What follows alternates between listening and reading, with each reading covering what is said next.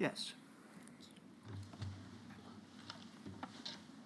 I want to turn to the hepatitis project team that was set up in September 1991. Mm-hmm. Could we have HSOC 0003297, please, Shumik?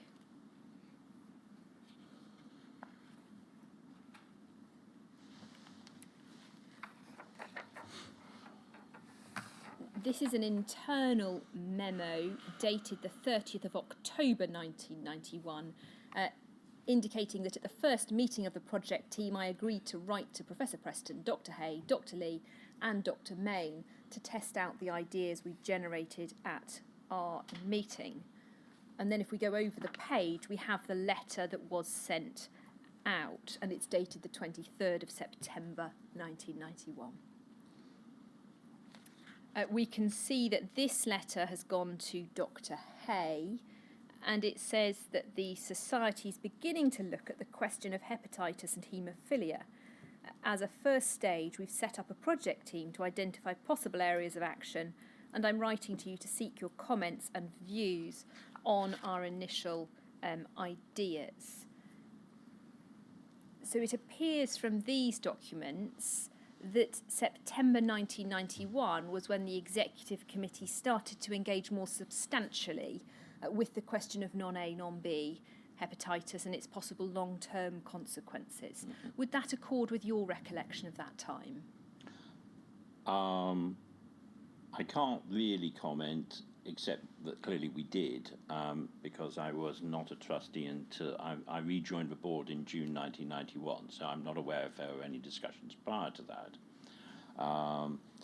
But clearly the evidence shows that that's when we started looking at the issue.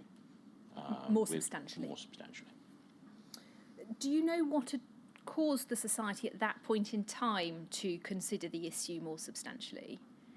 No. No. The letter to Dr. Hay then sets out a series of questions.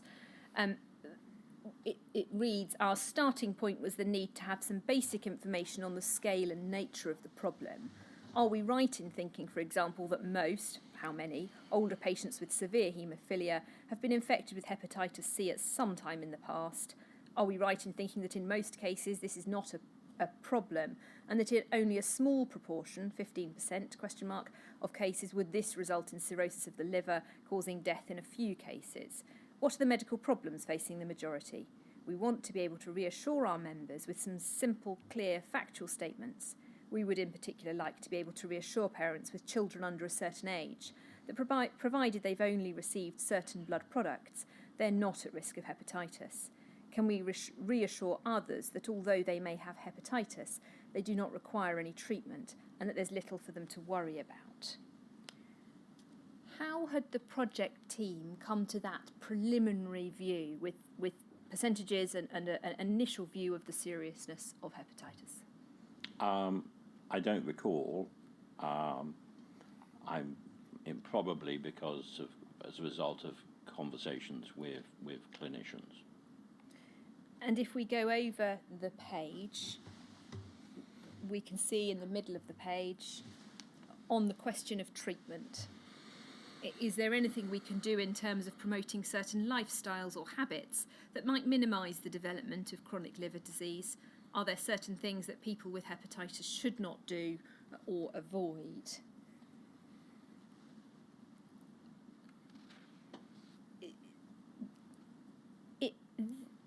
The fact that the question's being asked in this letter in September 1991 might suggest that the Society hadn't substantially given thought to those questions before that. What's your recollection of the previous times when you were on the committee of how much engagement there was with hepatitis, particularly non-A, non-B? As I say, I was absent from the board for about 2.5 years or so prior to this, so I'm not familiar whether there were any conversations. But as a patient, the conversations with non-A, non-B hepatitis had been around was a known issue, as it were, and I was familiar as a result of that. And again, purely personally, as a patient, one had been told this kind of thing, that it was, in most cases, it was a very long-term progression, that it was likely that there was not going to be, it was not a concern for most. That was sort of part of the sort of day-to-day conversation with one's treating physician. And I believe, I can't quite recall, but a clear test for hepatitis C only became available, I think, around about 1989, but I'm not an expert on that, but it was around that period, I think. And the inquiries heard evidence about Yes. the dates for testing. If we look at the last paragraph of the letter, we can see that Mr. Barker said that he's written a similar letter to Dr. Main, Professor Preston and Dr. Lee, as well as obviously this letter to Dr. Hay. Why did it go to those 4 doctors? How did the team decide who it would go to? They were all Haemophilia Centre directors who had taken a strong interest, as we understood it, in hepatitis. And so they were naturally the first port of call, as it were. That's my understanding. If we go to the next page of the document, we can see the start of the reply from Dr. Hay. And then if we carry on to the next page, so the body of the letter, and we're looking at this penultimate paragraph. In the middle of that paragraph, it says, for older patients, only qualified reassurance can be provided that the majority, probably of the order of 80 to 85%, will never suffer any problems from liver disease.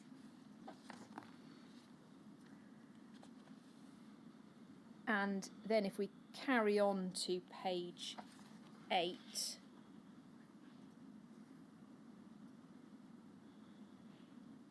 and the bottom paragraph of that, he says, I think maybe a haemophilia fact sheet about liver disease would be reasonable. And then a little further on, I think you should be very wary of making too much of a fuss about it and giving it too high a profile, since this will just cause distress, and since liver disease is a much smaller problem than HIV, that most people affected will not suffer any problems from it. So that's what Dr. Hay's letter said.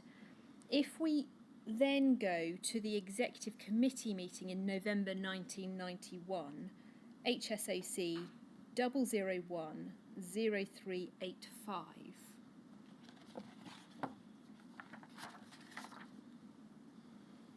And it's the 3rd page of the minutes, please, Shumik. Under the heading Hepatitis.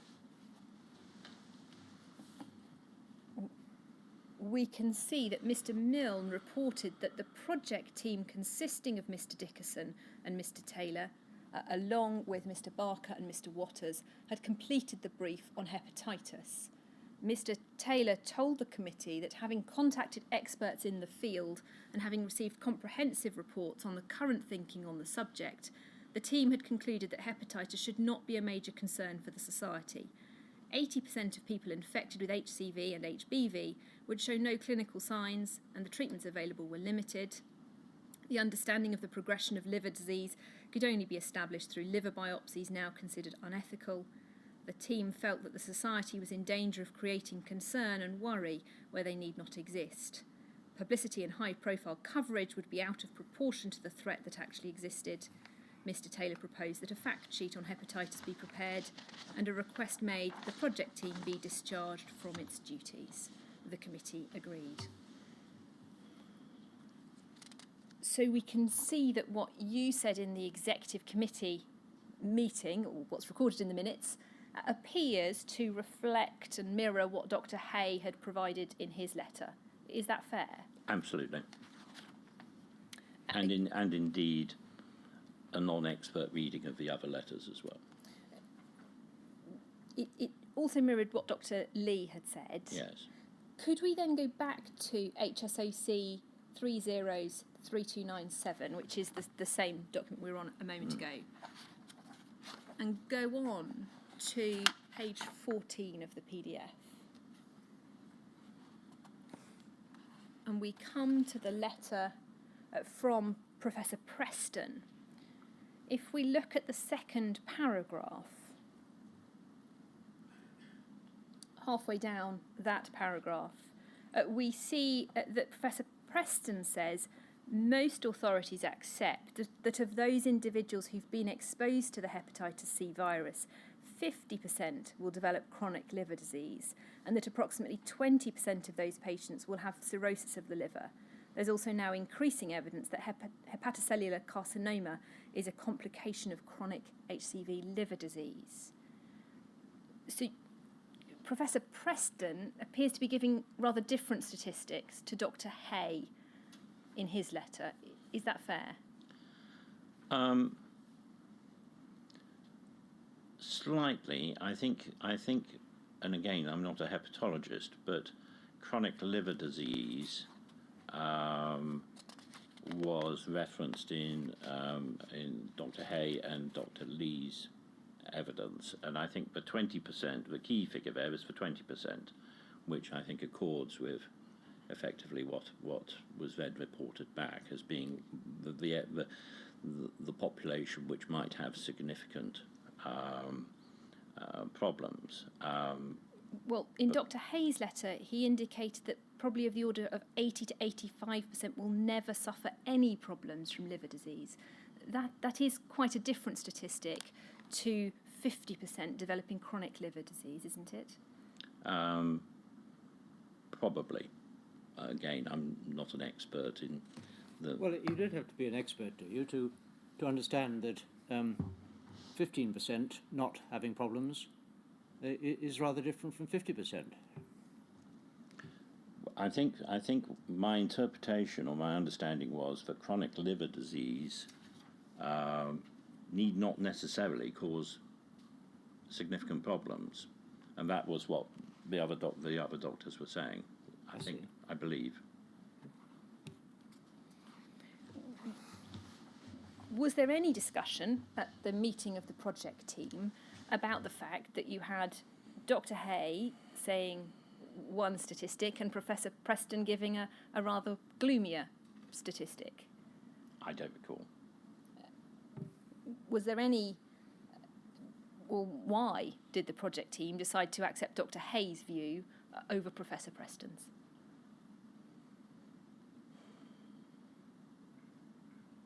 I don't recall specifically, but I think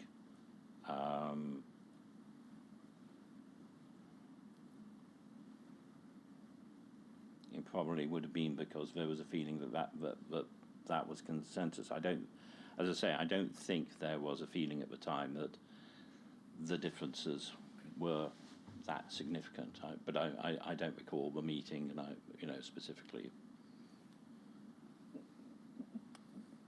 With different opinions from different clinicians, was there any discussion about the need to explain to members that the position was not clear-cut? I don't recall.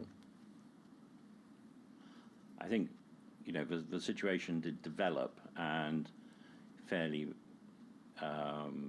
soon after this, we started doing much more activities, and as understanding developed. But I don't recall the discussions taking place at that meeting, other than what is minuted.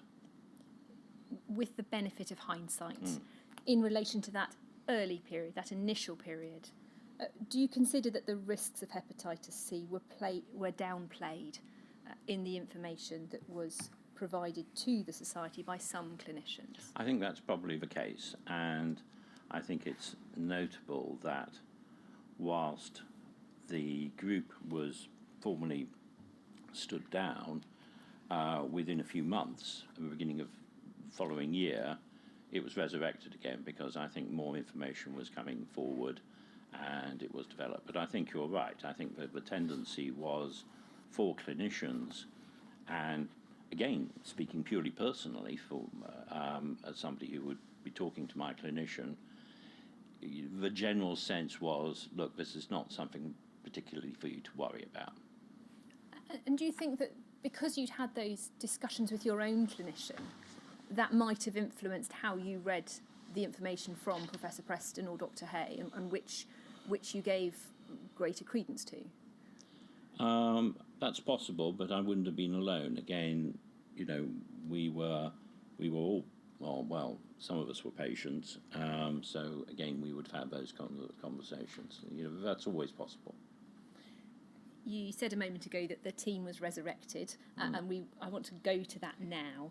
Could we turn to HSOC 0017237, please, Shumik?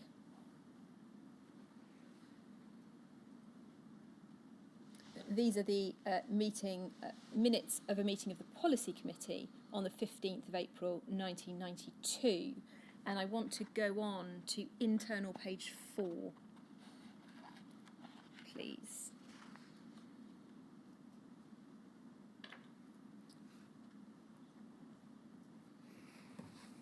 Thank you. And at the bottom of the page, we can see the heading Hepatitis.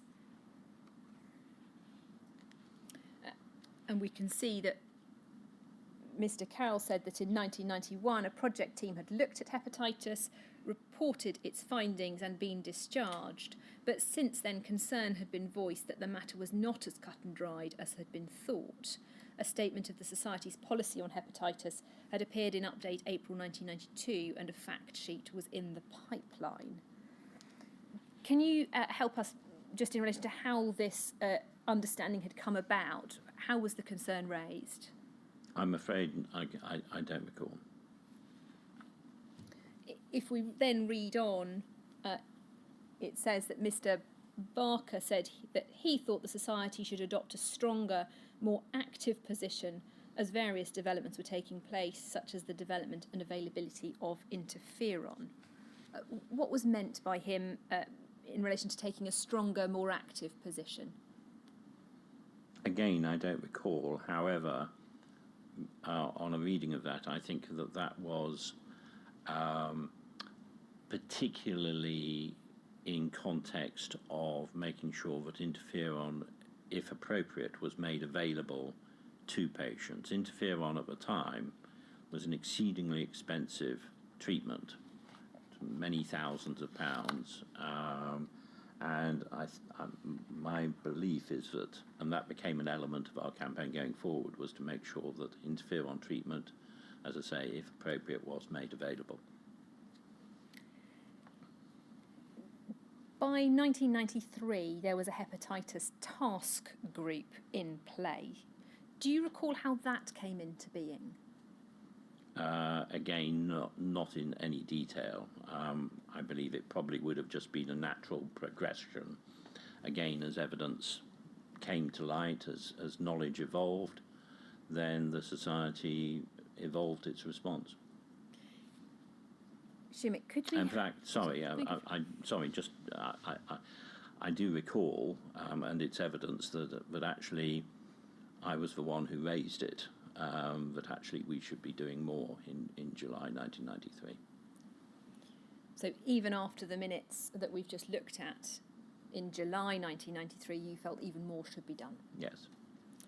If we could have the some minutes that we've got of a meeting of the hepatitis task group, please, Shumik. It's HSOC 303289.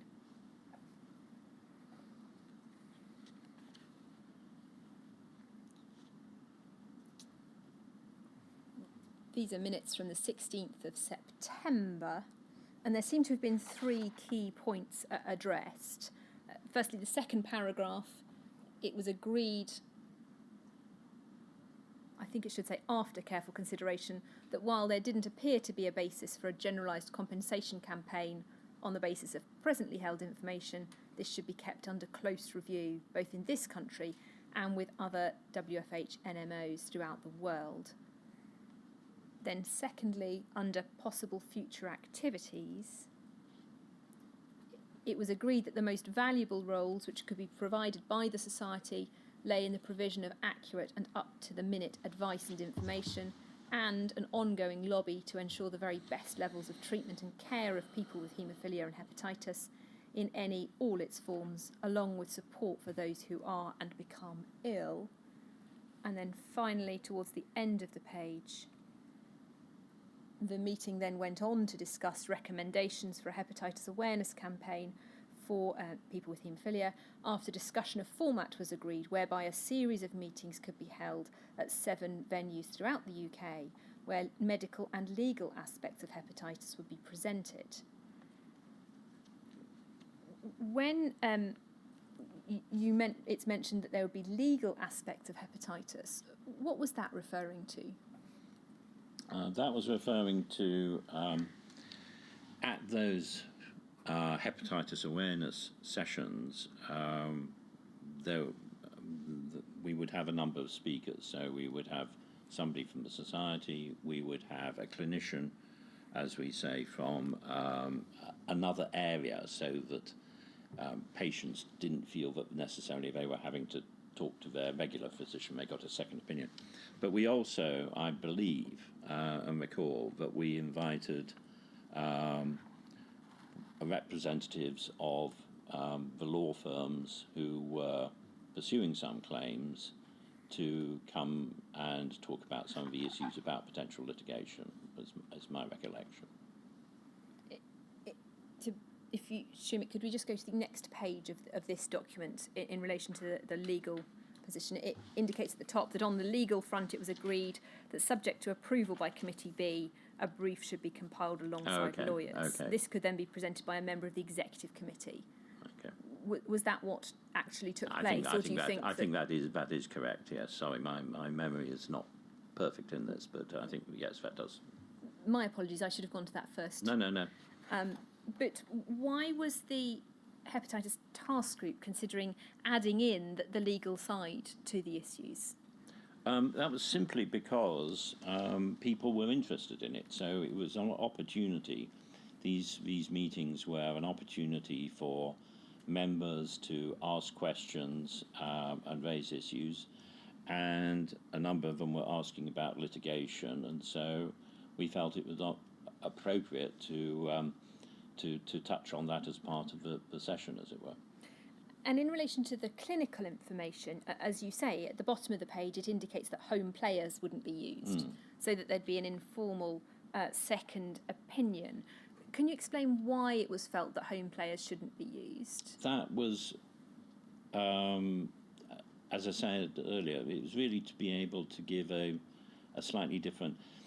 The nature of the relationship between many patients and their doctor was a very long-term one, and sometimes very close one. And we felt that it would be, people might be able to ask more difficult questions of a doctor who they weren't seeing on a regular basis and things like that. But we felt that it might just facilitate a much more freedom of discussion in the Q&A, which individuals might have.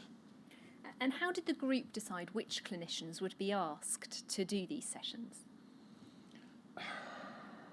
I don't recall specifically. I think it would have been a combination of availability, which clinicians were willing to do it, and things like that, and also which clinicians probably had some expertise in hepatitis. But I don't recall the specifics. Was there any discussion about the fact that some clinicians considered hepatitis to be a greater problem than others, that there were varying opinions between clinicians? I have no recollection of that discussion. Going back to the very first point on the minutes, the point that there didn't appear to be a basis for a generalised compensation campaign, why was that the view of the group? Are we still looking at this on the screen? We are just going back to the top of it, sir. Apologies. The second paragraph. No, I'm sorry, the page before, Shumik.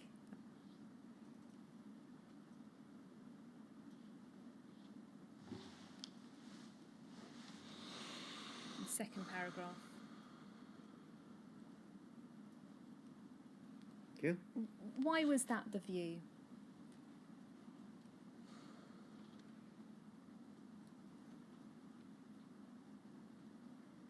I think, again, my recollection isn't complete. However, I think the feeling was that this was a much more complex issue in some cases than HIV. Whilst the root cause of the hepatitis C infection was the same, which was the failure of government policy and the failure to have self-sufficiency. I think there were complications because the time of infection might have been much earlier. People might have been infected in the 1970s, and I think that the legal advice that we'd been getting was pointed out that it was going to be very difficult to show direct negligence or indeed to identify who might be the defendant, as it were. So again, we were dealing with a period of uncertainty at that point. I would suggest was the background to that thinking. That was September 1993. Could we now turn to HSOC 002 3353? Please.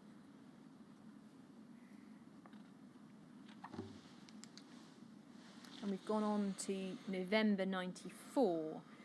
If we look towards the bottom of the page, we can see a report from the Hepatitis Task Group. And at point E, we see a letter was to be sent to all centre directors expressing society concerns on HCV. Do you recall what those concerns were? No. Under F, we see no consensus amongst solicitors on the question of medical negligence. And the Hepatitis Task Group recommended that the Executive Committee discuss a proposal for a Hepatitis C publicity campaign whose objective it would be to gain better treatment and care for those infected and financial help from the government as and when those infected became ill. Mm-hmm. The Services Committee, which was the meeting, was invited to comment on these proposals. We then have views expressed, and if we can go over the page, please, Shumik. We can see your view noted in the minutes. Simon Taylor concluded the discussion by suggesting that the Society should make it clear to ministers and the Department of Health that it takes the situation extremely seriously. Pressure should be put onto them, possibly through occasional media coverage. A high-profile campaign was not yet appropriate. Why was that your view at the time? I think the case was not clear, but I'd also point to the other comments in the discussion where there was a lot of concern was raised about the potential adverse consequences of a campaign and the feedback, again, that we had from individuals about linking hepatitis with haemophilia, and also the lack of knowledge about hepatitis in the community at large. The media represented hepatitis C as being the new HIV, and there was a lot of feeling that we should be very careful about going down that route. Other than that, I think that's all I can comment on from my memory. A few entries above your what you'd said being noted. There's an entry where Norma Guy says it's noted that she suggested that the Society would have to be seen to be actively dealing with the issue of hepatitis. Otherwise, members such as the Manor House Group may approach the press themselves. Mm. And then she also goes on to say it's noted that she expressed concern regarding the dissatisfaction of the Manor House Group if the Society was not seen to be doing something in response to this. David Evans stressed that the Society was clearly attempting to provide more information and promote better treatment for its members. What do you recall of that discussion, and how relevant it was that there was a group of people who wanted to have a much stronger campaign? Well, I don't recall anything of the meeting other than what is minuted, first of all, I should say. I think, as with so many cases, we had to balance different opinions. You know, there were individuals, the Manor House group, who quite understandably and quite rightly were pressing for more action, and we also had members who were pressing us to not take action. So we were between a rock and a hard place, as we say. As it turned out, and fairly shortly thereafter, you know, we then moved into taking a much more high-profile approach. Could we move on to HSOC 00215550, please?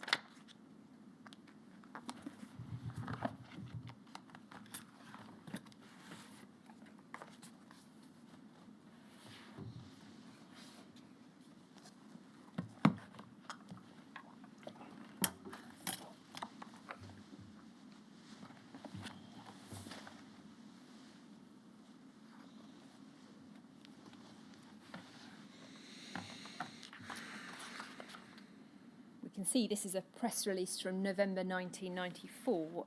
Were you involved in the drafting of it? I don't recall, but it's quite possible. It says in the second and third paragraphs that the vast majority of people have had the condition for some decades, are well, and every indication is that they'll remain so. A small proportion have had severe problems, and we're taking all appropriate measures to ensure that those affected have the maximum amount of information and the best possible care. We have no plans to seek compensation from the government. Our priority is to ensure help and support for people who are unwell as a result of hepatitis C. Is there a connection between those two paragraphs? And by that I mean, in the second paragraph there is a discussion that it's only going to affect a small proportion of people, only a small proportion will have severe problems, and in the next it indicates that there are no plans to seek compensation. Was it the case that the Society wasn't seeking compensation because of the belief that it was only going to affect a small proportion of people? No, absolutely not. The fact that, you know, even if it had been a very small number of people and, you know, we would have acted on their behalf, I don't recall quite why we said we have no plans to seek compensation from the government. And shortly thereafter, we started campaigning for financial support. I have a feeling that this press release, and indeed there's another document a few days later, which is a motion passed at our council, was in response to some specific high-profile media story, but I don't recall specifically, but that's my sense of it.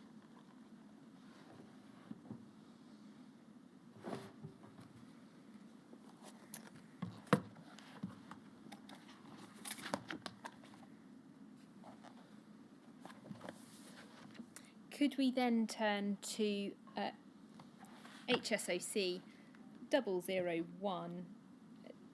Sorry, Shumit, let me start again. HSOC 0016972, please.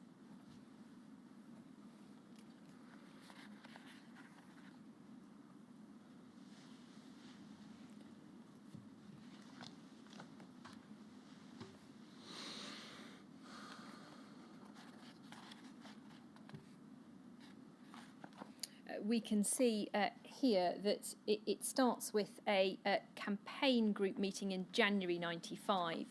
I want to carry on to page 3, please, Shumik, which is a progress report in relation to the Hepatitis C campaign, and it's dated the 7th of December 1994. So we're at the end of December. So by then a campaign group had been established and you were a member of it. What had changed between November 94 and December 94 such that a campaign group was set up?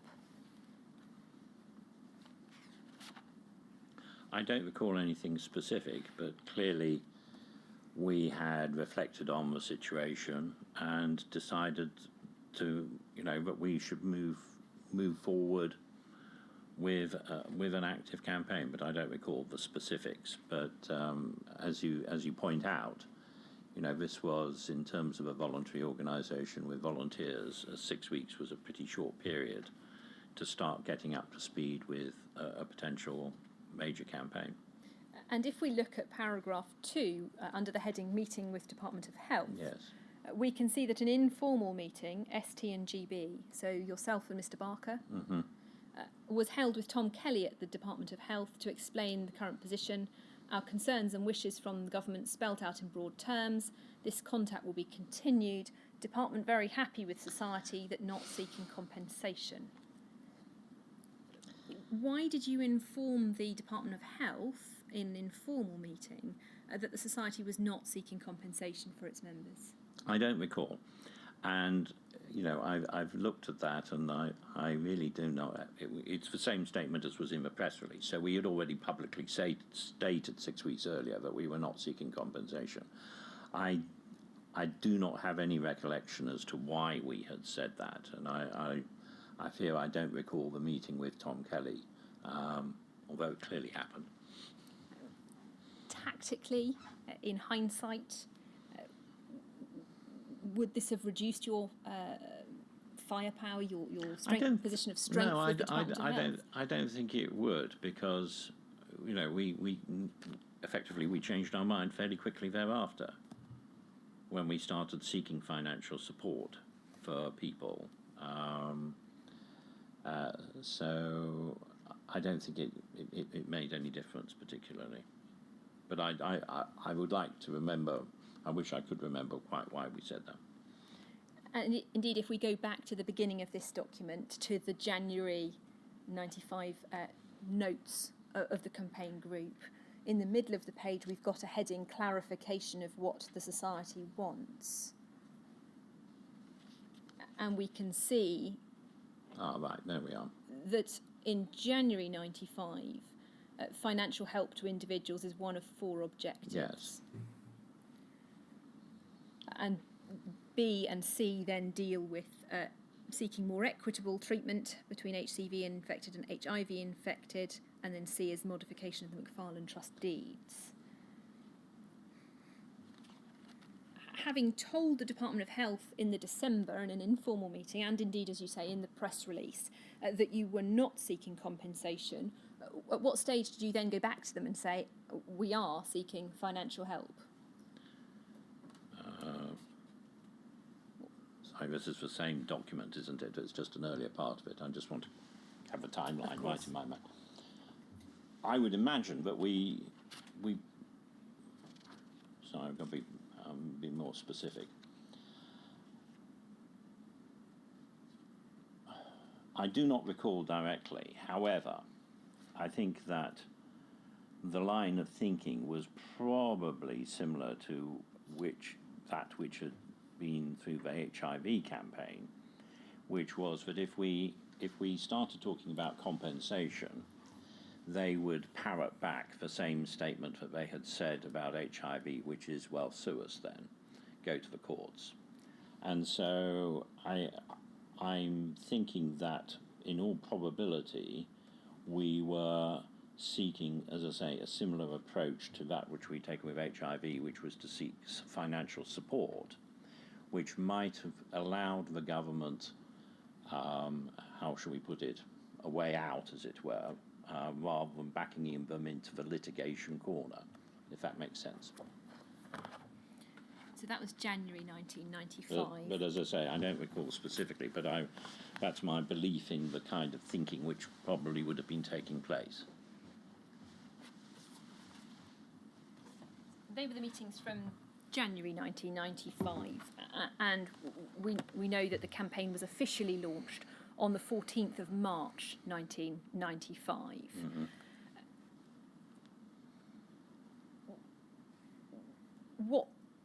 And then you served on the executive committee until 1996. Correct.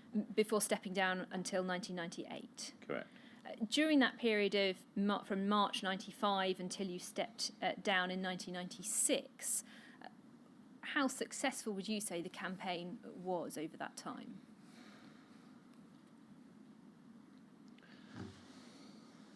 In terms of outcomes, it was not very successful, I don't recall. In terms of what I might call inputs, i.e. the effort put into it, I think it was quite considerable. You know, the letters to MPs, you know, the representations to government, use of the media and things like that.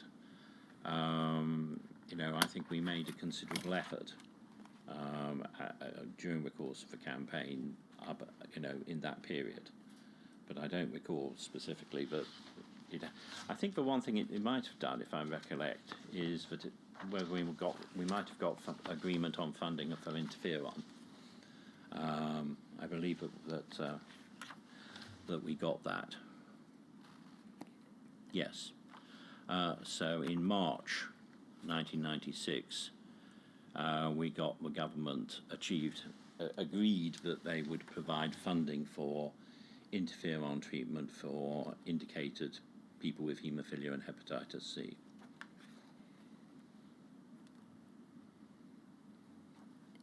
The campaign continued even while you were not on the executive committee, and you returned in 1998. Correct. I want to move on to September 2000. Right. By then, there were ongoing questions about whether the society should be continuing with the Hepatitis C campaign. Shumik, please can we have HSOC 40365?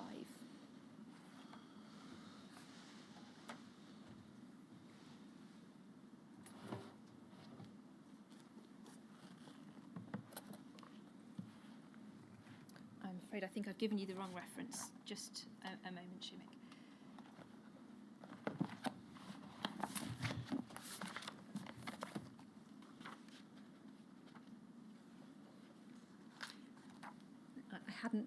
It is that reference, HSOC 40365.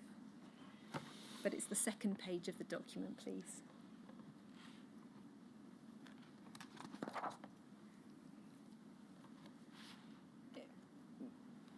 We have here a lengthy letter that you wrote to Chris Hodgson in September 2000. And you're placing on record, you say, 4 points. The first, under number 1, as I made clear at the board meeting held 12th of September, I cannot support the political campaign for financial assistance for those affected by HCV. This is primarily because I believe that, as I set out in my paper presented to the board, the prospects for success are negligible, and in light of this, I cannot justify further expenditure of charitable funds on a campaign which I do not believe can succeed. Can you explain to us why you consider that the campaign was not going to succeed at that point? I think, just to put the letter in context and to make it very clear what I say, the very first line, which was I was writing this letter in my capacity as treasurer of the society. And regardless of my own personal views on the campaign, on hepatitis,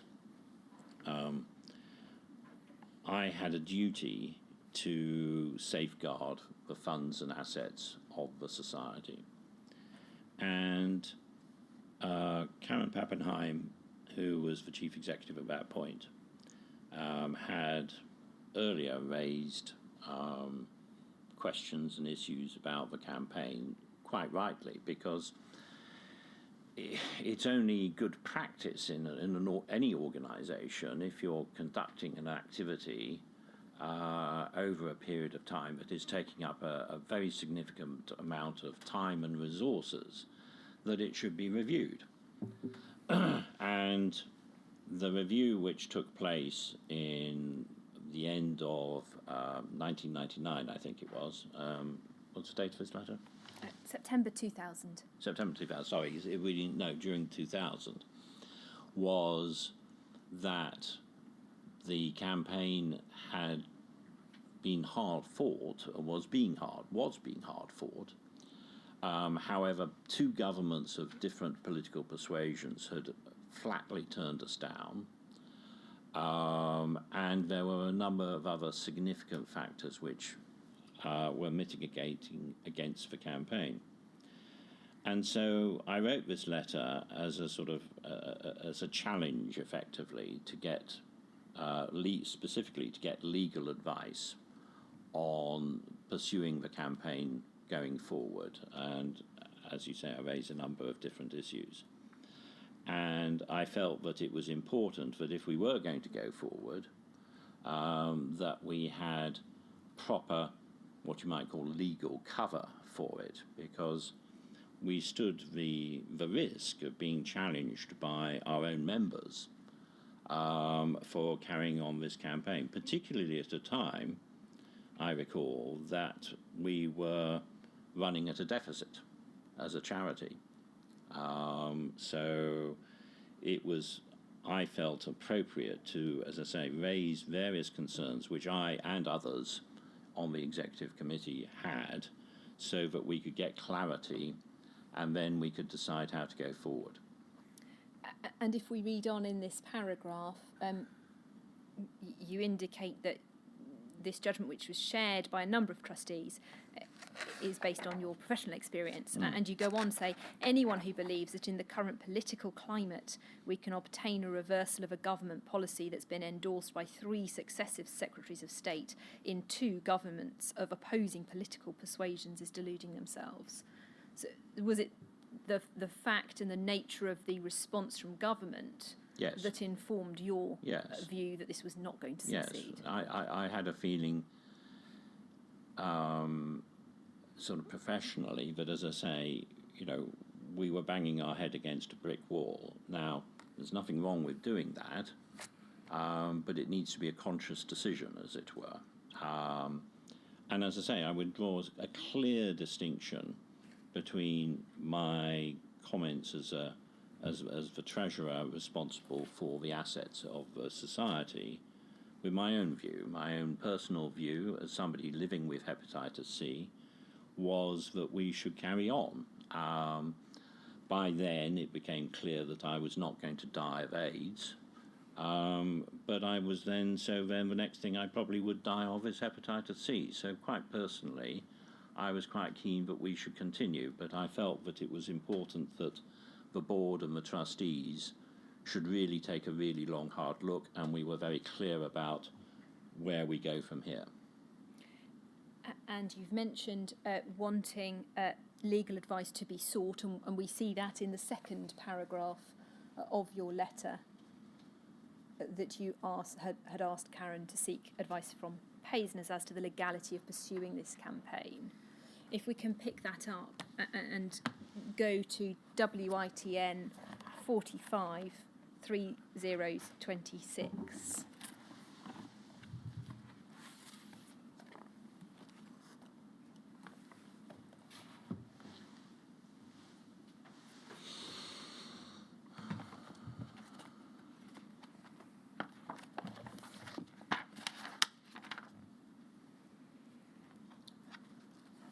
What we have here are the minutes of the trustee meeting, the executive committee having become a board of trustees in November 2000. And if we can turn to page 5, please.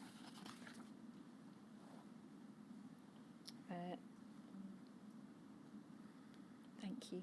Under the heading campaigns, we can see that the trustees discussed the advice given by the Society's solicitors in relation to the Society's hepatitis campaign.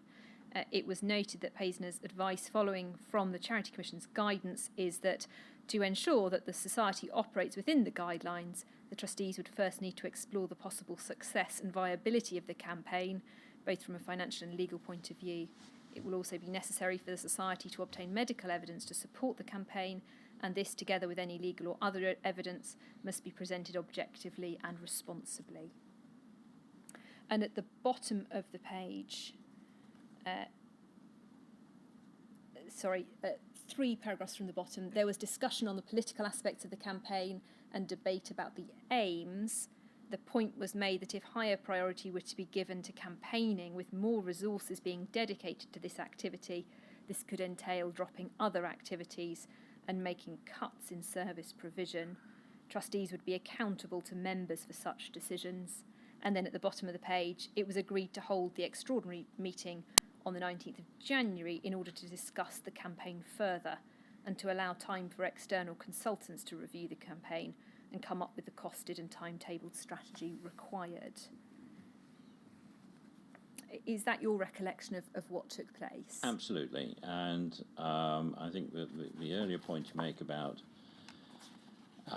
having to drop other activities, we needed to be clear that we were making conscious decisions about how we deployed our resources and assets, is the first point. And I think the second point was that the legal advice had been that we needed to effectively get experts to sort of assess the campaign, and we then went on and recruited a leading firm of public affairs consultants to help with the campaign going forward, and that was part of our review process. And in terms of that review, we can see the discussion in January 2001. If we could have WITN 453028, please, Shumik.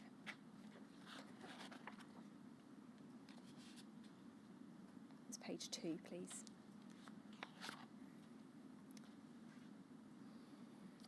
Next page, please. Thank you. About halfway down the page, we can see the heading Campaign Review. And within that text, we can see trustees asked if Politics Direct considered that the Society had had a powerful enough voice in the campaign. And Paul Richards replied that he couldn't find any mistake or issue that hadn't been covered, but that a lack of clearly defined goals was a weakness. Do you think that was a fair assessment of the position with the campaign?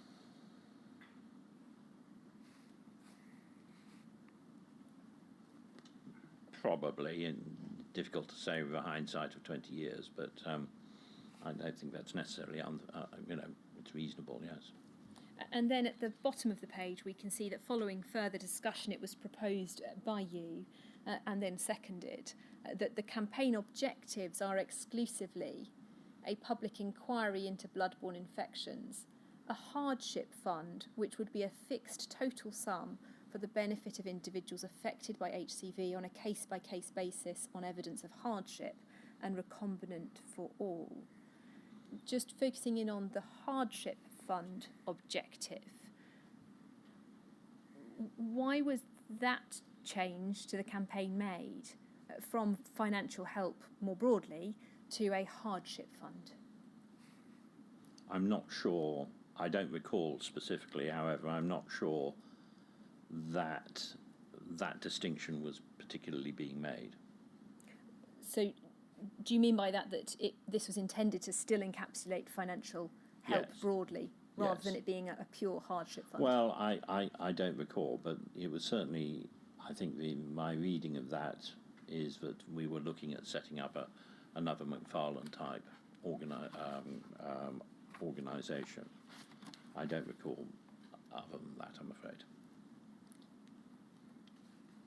And then you finished your time as a trustee in the following year in 2002. Indeed. I'd say that we then went on from there and, as I say, hired a major agency at some considerable cost. We achieved recombinant for all. The public inquiry, I'm afraid, did not happen until 20 years later. But yes.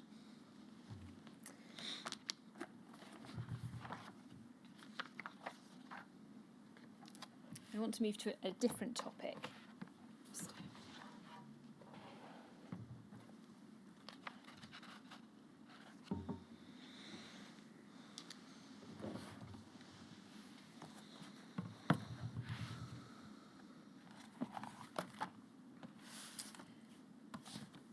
I want to look with you a little bit about the Society's interaction with BPL and with pharmaceutical companies.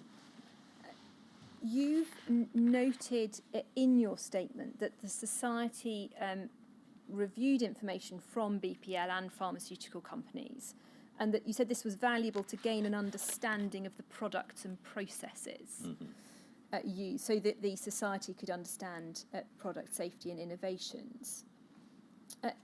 Could we have a look at HSOC 00294766_076? We're going back to 1989. We can see on page 2 of these minutes, under the heading Blood Products, that Count Ken Milne reported that meetings would be held with representatives of the various pharmaceutical companies over the coming months, and a little further on that he would be joined by you at those meetings.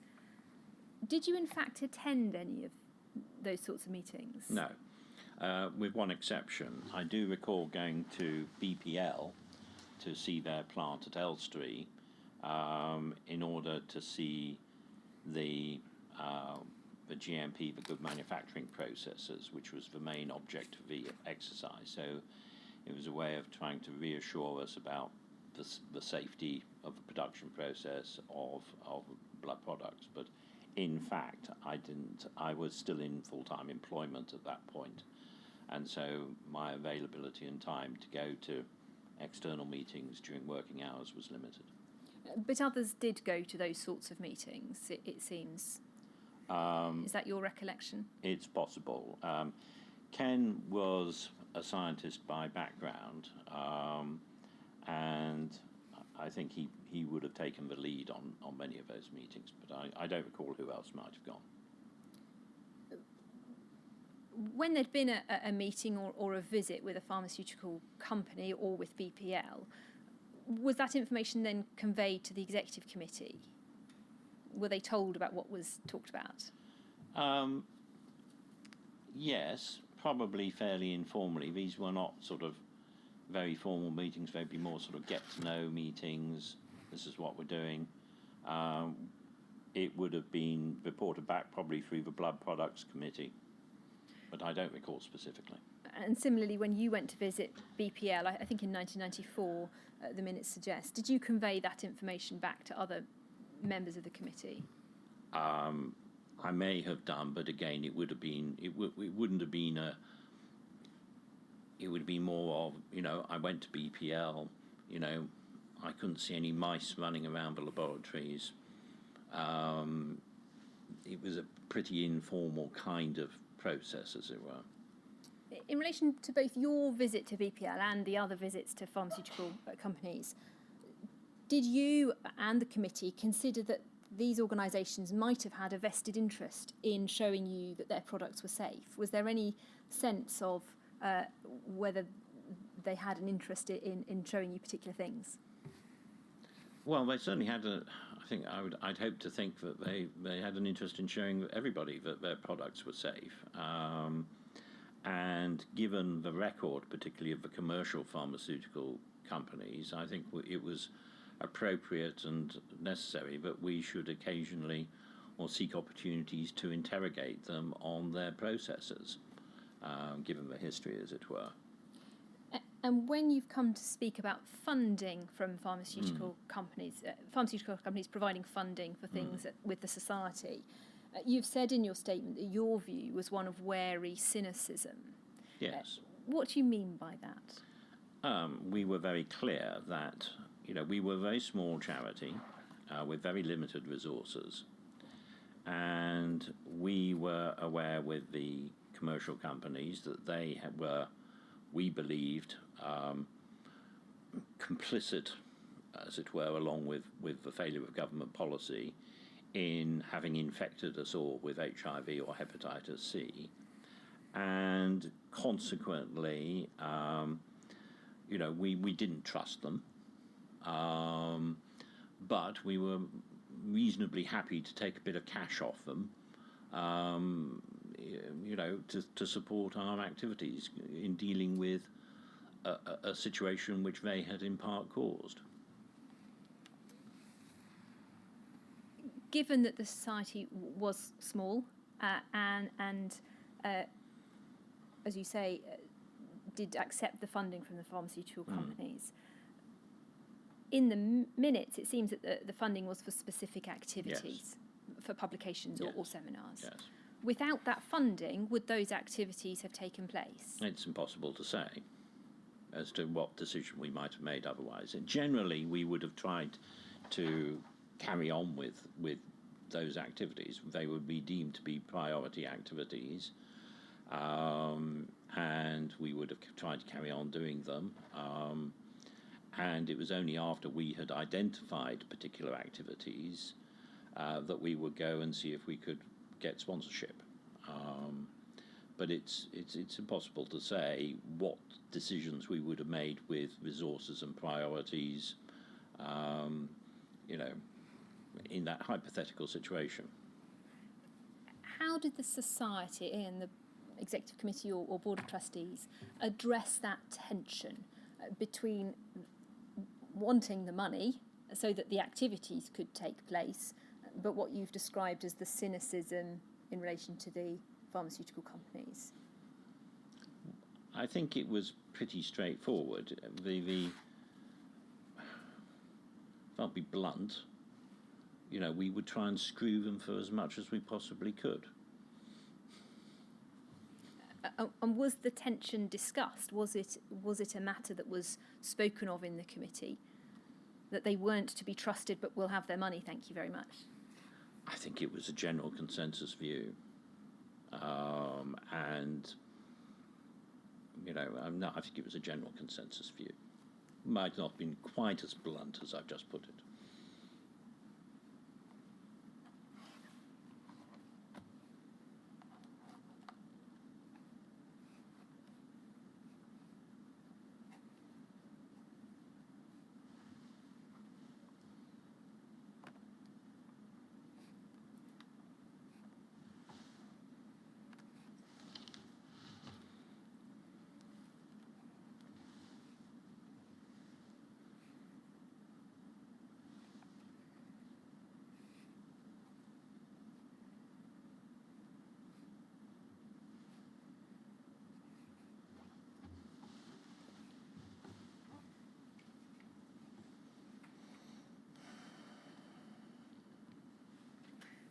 So those are the questions I have for Mr. Taylor.